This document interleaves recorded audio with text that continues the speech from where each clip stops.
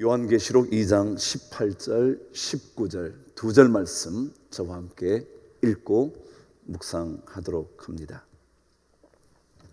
저와 함께 시작합니다. 시작. 두아디라 교회의 사자에게 편지하라. 그 눈이 불꽃 같고 그 발이 빛난 주석과 같은 하나님의 아들이 이르시되, 내가 내 사업과 사랑과 믿음과 섬김과 인내를 아노니 내 나중 행위가 처음 것보다 많도다. 아멘.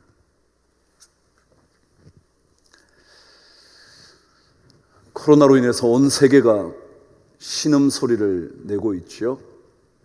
우리나라도 예외가 아닌 것 같습니다.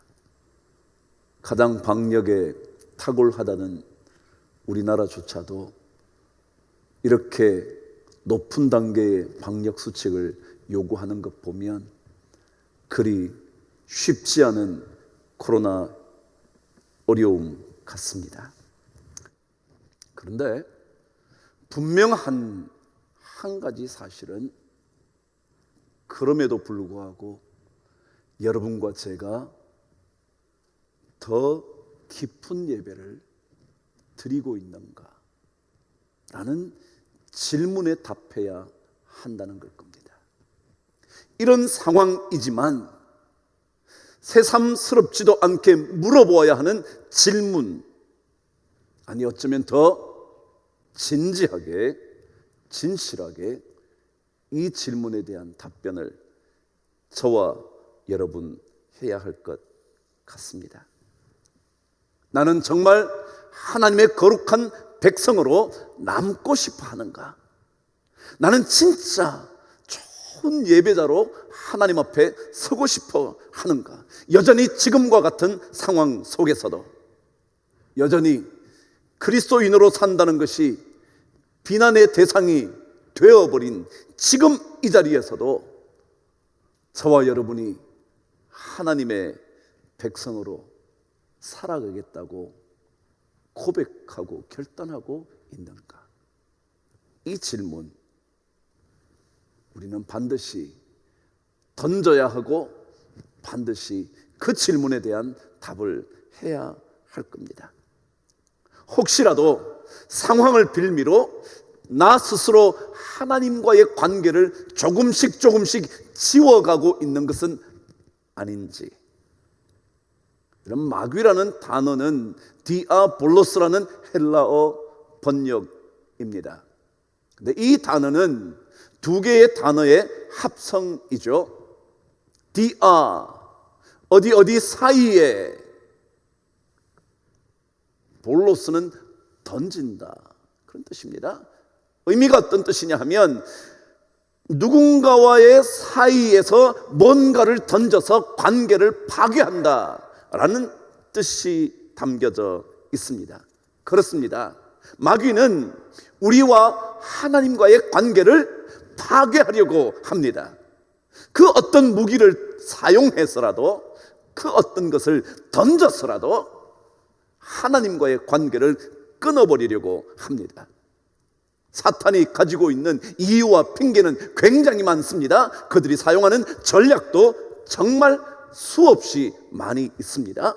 이간질을 하기도 하고요, 돈으로, 탐욕으로, 거짓말로, 모략이라는 거짓된 거짓 사실로요, 배반하는 마음으로요, 끊임없이 하나님과 우리의 관계를 멀어지게 만드는, 소원하게 만들어 갑니다. 그것이 마귀입니다. 두아디라 교회에 주님께서 편지를 하셨습니다. 요한계시록의 말씀처럼 어쩌면 진짜 많은 물소리처럼 폭포수처럼 쏟아지는 강력한 그 음성을 주님이 들려주십니다.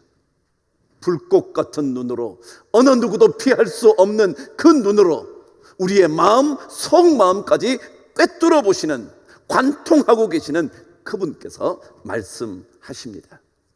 두아디라 성도를 향하라 말이죠. 근데 그 말씀이 두아디라 성도만 이겠습니까?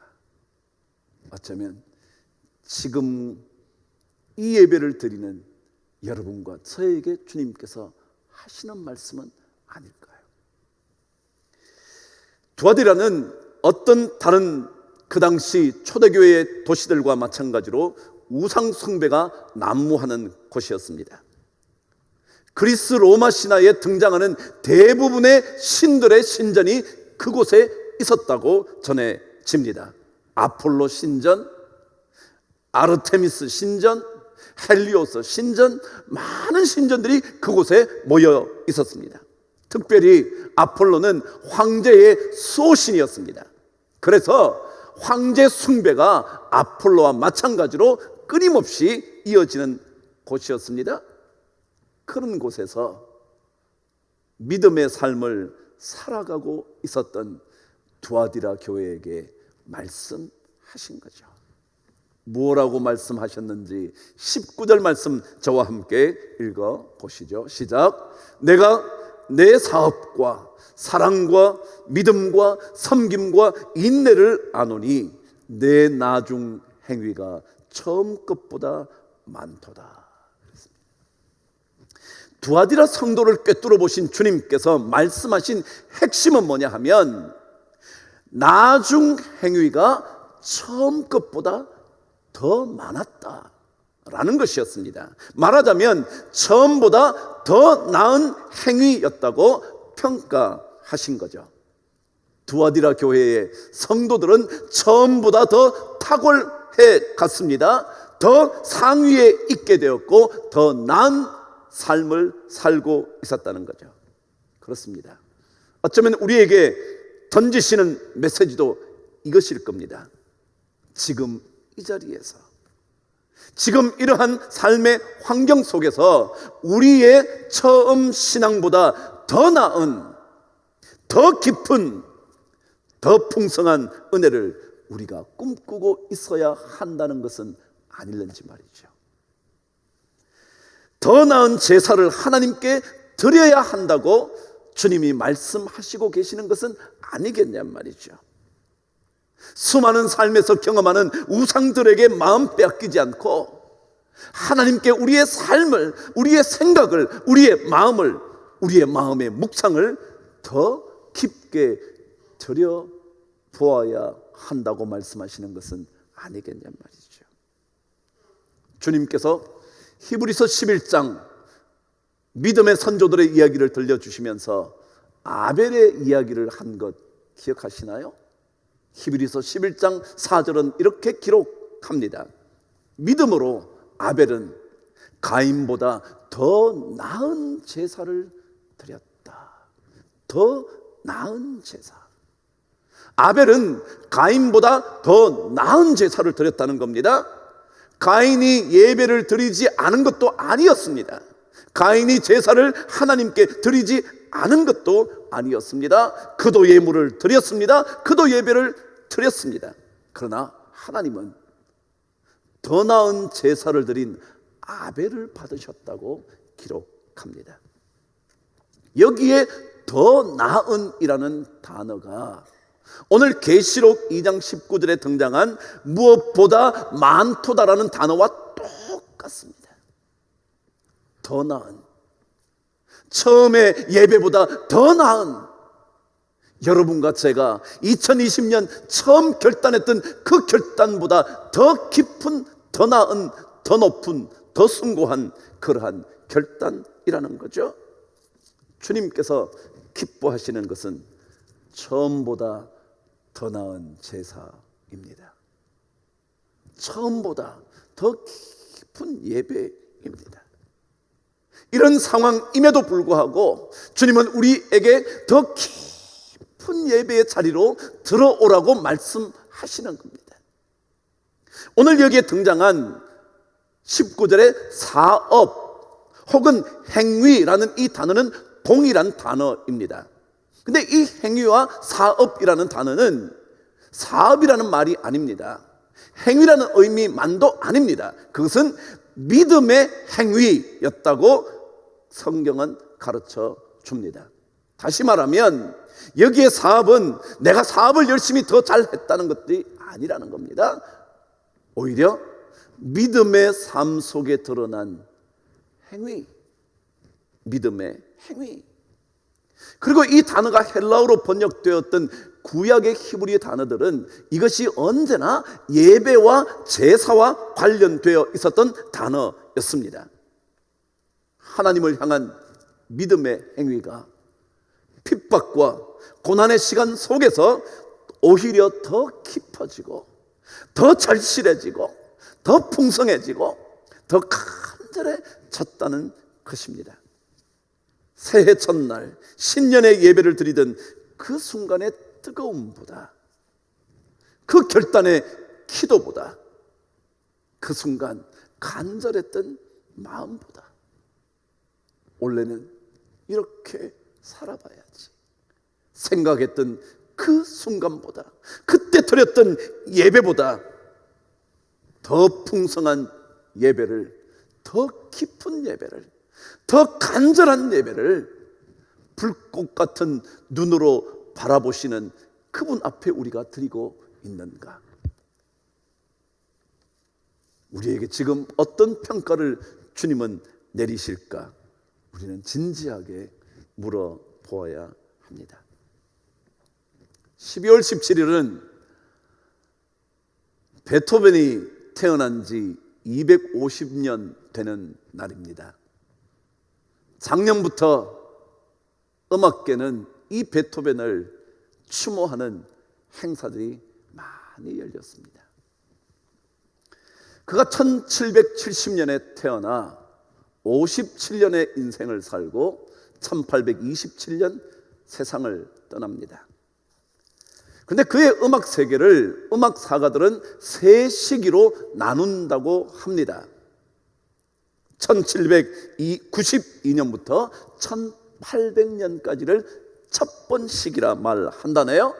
그 시기는 베토벤의 스승이었던 하이든에게서 음악을 배우면서 그의 음악을 그들과 함께 고전 시대를 열어갔던, 고전 음악의 세계를 열었던 그 시기가 첫 번째 시기라 그럽니다. 그런데 베토벤의 진짜 새로운 음악 세계는 두 번째 시기에 열려졌다고 말합니다. 그때가 언제냐 하면 베토벤이 청력 장애가 발견되면서 그 청력 장애가 불치의 병이라는 것을 알게 된 1800년대부터 그의 음악 세계는 새로운 세계로 접어들었다는 거죠. 음악을 창조하는 작곡가에게 음악을 들으면서, 아니 음을 듣지 못하는 그런 시기가 그에게 찾아온 겁니다. 그런데 베토벤은 청력 상실이 불치의 병이라는 것을 확인한 그때 너무도 가혹하다며 동생들에게 편지를 쓰면서까지 고통을 호소했지만, 그러나 그 시기부터 그의 작품 세계가 완전히 달라지기 시작했다는 겁니다. 말하자면 고통이 주는 영적인 감동을 예술로 승화시킨 시기라고 모든 평가를 하곤 한다는 거죠. 그리고는 완전히 청각을 잃을 때까지 그는 더 놀라운 명작들을 쏟아내기 시작했다는 거죠. 그 시기에 여러분이 잘 아시는 영웅, 교향곡 3번이요, 5번, 운명, 그런 작품들이 계속 쏟아졌다는 겁니다. 그리고 피아노 소나타 중에 가장 유명했던 발트슈타인 21번 그 곡이 만들어졌다는 겁니다. 최고의 곡이라고 불리는. 여러분, 베토벤이 위대한 것은 세월이 지나갈수록, 고통의 시간이 깊어질수록 고통이 사라지지 않는다고 결정되었음에도 그는 점점 더 깊은 음악 세계를 열어가고 있었다는 거죠. 우리는 질문해야 합니다. 우리는 갈수록 더 뜨거워지는가? 더 간절해지는가? 고통이 우리의 삶을 덮치면 덮칠수록 주님께로부터 떠나가는 것이 아니라, 멀어지는 것이 아니라 더 친밀해지려고 몸부림치는가? 두아디라 교회에 말씀하신 것처럼 내 처음 믿음의 행위보다 나중 믿음이 훨씬 더 좋았다고 그 평가를 주님께로부터 들을 수 있는가? 그 영적인 내면의 전투에 패배하지 않기 위하여 우리도 끊임없이 주님 앞에 더 나은 예배자로 나서야 하지 않을까라는 거죠. 로마 시대에는 이런 인사를 하곤 했다 합니다. 지나가다가 사람들이 만나면 가이사가 우리의 주님입니다. 우리의 주인이라는 거죠. 가이사가, 황제 그 사람이 우리의 삶을 다스리는, 통치하는, 우리의 삶을 멋지게 인도하여 주는 주님입니다 라고 인사를 했답니다. 그럼 그 인사를 들었던 사람이 똑같이 맞아요, 가이사가 우리의 주인입니다, 주님입니다. 그런데 간혹 이런 그리스도인들이 있었다죠. 지나가는 사람이 그리스도인을 향하여 가이사가 우리의 주님입니다. 그때 그리스도인들은 아닙니다, 제 삶의 주인은 예수 그리스도입니다. 그 고백을 함으로 그들은 체포되었고, 그들은 감옥에 던져졌고, 심지어 순교를 당하기도 했다는 겁니다. 만일 우리의 믿음의 고백이 죽음을 부르는 고백이라면 여러분과 저는 어떻게 고백하시겠습니까? 여러분과 저의 고백이, 믿음의 깊은 고백이 세상 사람들로 하여금 배척당하는 그 현장이라면 여러분과 저는 어떤 고백을 하시겠습니까? 편안할 때의 고백만이 아니라 삶의 순풍의 시기에 고백하는 것만이 아니라 광야 같은 삶 속에서 고통과 고난의 순간에서조차 주님만이 우리의 주인입니다. 주님만이 나의 주님입니다. 예수 그리스도 그분만이 나의 주인입니다 라고 고백할 수 있는지, 나는 더 깊은 예배자인지, 나는 해가 거듭될수록 더 간절한 예수의 사람이고 싶은지, 너무도 오래 믿은 신앙의 연륜 때문에 모든 간절함이 사라져버린 인생이 아니라 세월이 지나갈수록, 섬기면 섬길수록 더 깊은 은혜를 경험하게 되는 그런 삶인가? 나는 처음 믿은 믿음의 행위보다 지금 더 깊은 믿음의 삶을 살고 있는가? 이 질문, 두아디아 교회를 향하여 말씀하신 주님께서 오늘 이 시간 던지는 질문이 아닐까? 그 질문에 멋지게 대답할 수 있기를 주의 이름으로 축복합니다. 기도하겠습니다. 하나님 아버지, 1년의 처음보다 더 나은 제사를 드리고 있다는 평가를 들어야 할 텐데 그러지 못할까 봐 말씀을 전하면서 주님 앞에 회개합니다. 하나님 아버지, 이 코로나로 인하여 우리의 모든 삶의 자리들이 무너져 가지만 하나님과의 관계만은 무너지지 않도록 우리 믿음을 지켜 주옵소서. 우리 성도들의 삶 속에 하나님의 역사 꼭 경험하게 하여 주시옵소서. 예수 그리스도 그 놀라운 이름으로 간절히 기도드리옵나이다. 아멘.